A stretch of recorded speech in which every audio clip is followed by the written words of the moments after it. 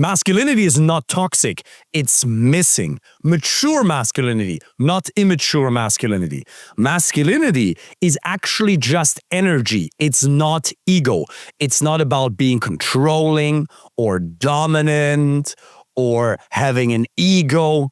It's actually what we're going to talk about in this video today. It has nothing to do with telling women what they can do, what they cannot do, imposing your dominance. It's none of that. It's actually energetic.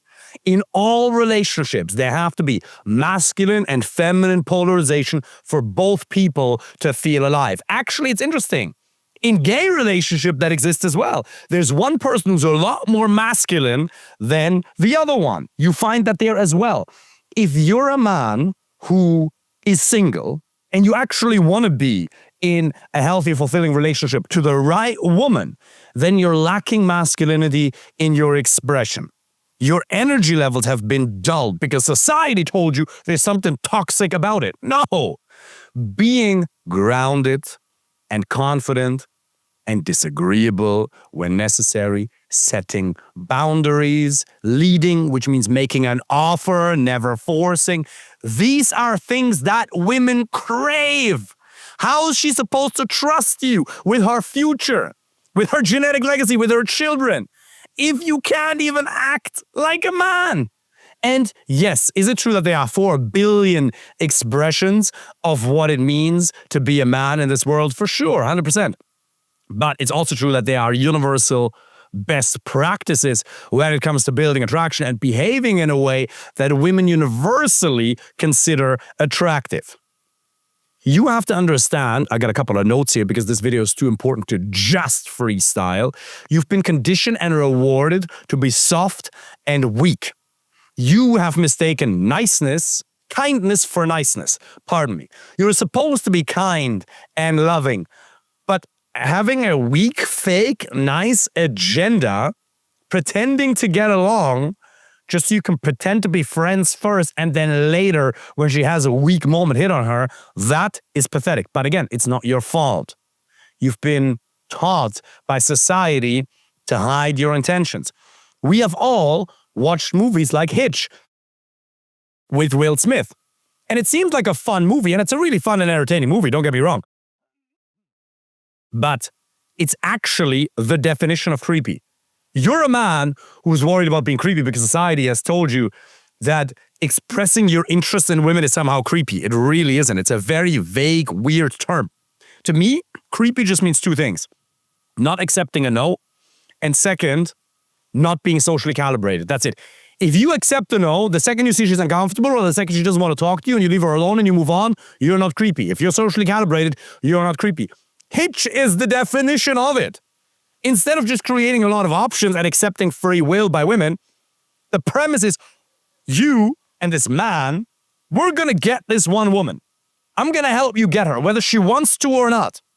I'm going to put a pen in your pocket at the precise point in time. You'll give it to her. We just orchestrate everything so she can fall in love with you. It is nonsense. Have you heard of free will? If she's not interested in you, walk away immediately. Expressing your interest and saying, excuse me a second, you're really cute. You have amazing hair. You have beautiful eyes. Some unique tailored compliment. And then building attraction from there, going into storytelling, assuming the burden of the conversation. And the second she's not interested in talking to you, you walk away immediately. You don't fight for her because that's actually creepy. You leave her alone instantaneously. Then you're kind. Then you're actually being masculine, communicating your intent and then letting her decide whether she's interested in you or not. That is what you're supposed to do. You're not supposed to chase after her. That is the definition of creepy. Creating abundance for yourself through dating apps, Instagram, in-person approaches. That's what makes you masculine. Because a hallmark of masculinity is abundance. You couldn't care whether it works out with any particular individual or not. Why? Because you know if there's compatibility, you're not a good option for her. You are the single best option in the entire world for you.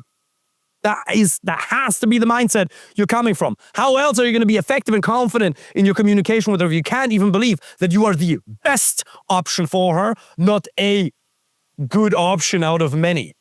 Does that require that you work on yourself constantly? Does that require that you take personal development serious? Yes, absolutely. But it's actually easy. It takes a couple hours a week. You have 112 waking hours available to yourself every single week.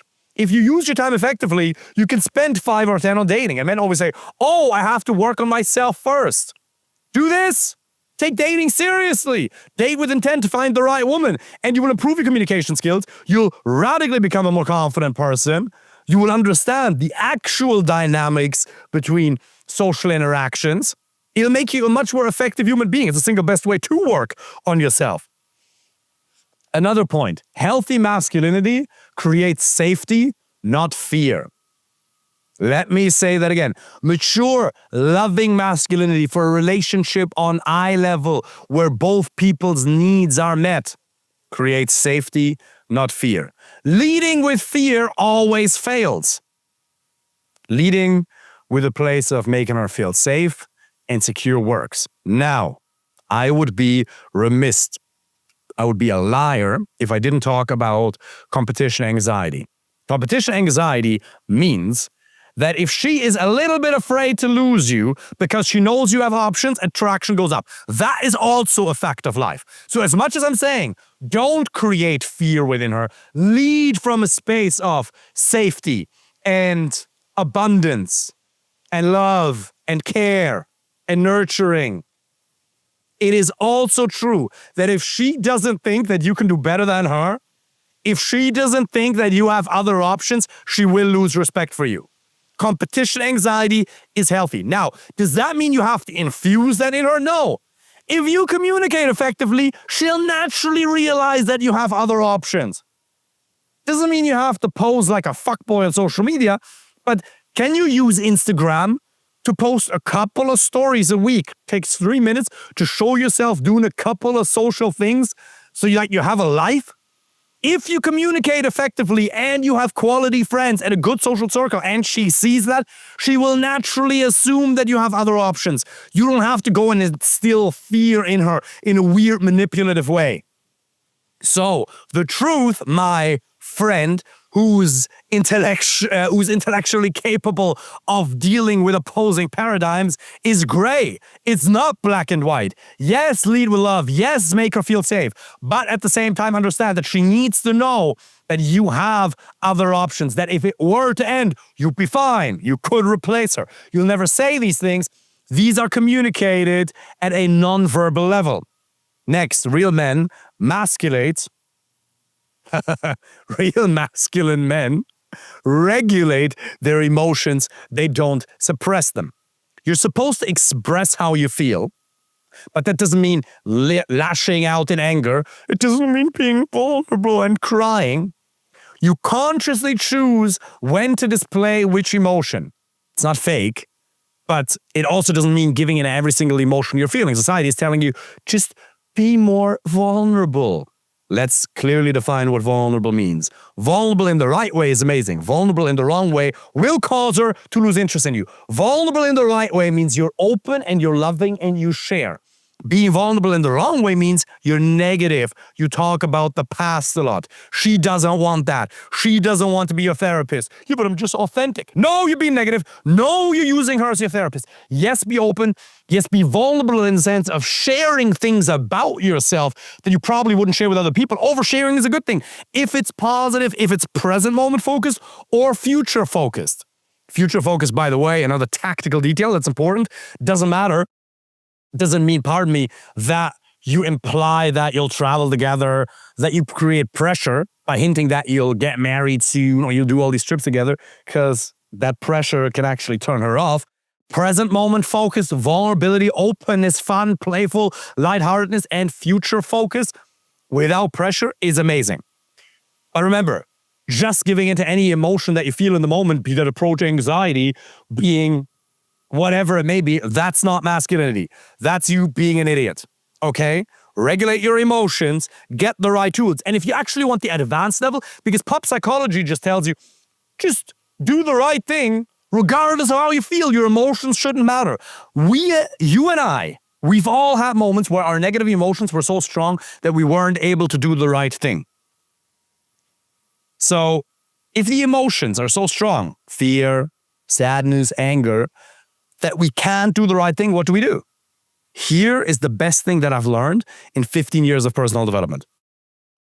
You make yourself feel like doing it. Tony Robbins says it. If you don't feel like doing it, change your state, get the tools, learn the tools that I teach in my coaching program in detail to turn confidence on whenever, wherever you need to, so that doing the right thing becomes easy. Writers or block, having brain fog, you can get rid of that within minutes with the right tools.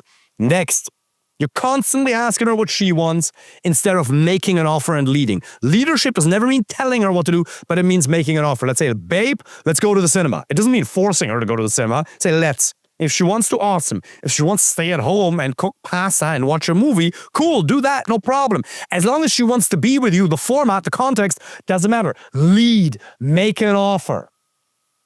Be loving, be kind. Take her feedback, and I ask Fernanda every 6 months how I'm doing, how I'm treating her. Be a kind person, treat them well, and be maturely masculine.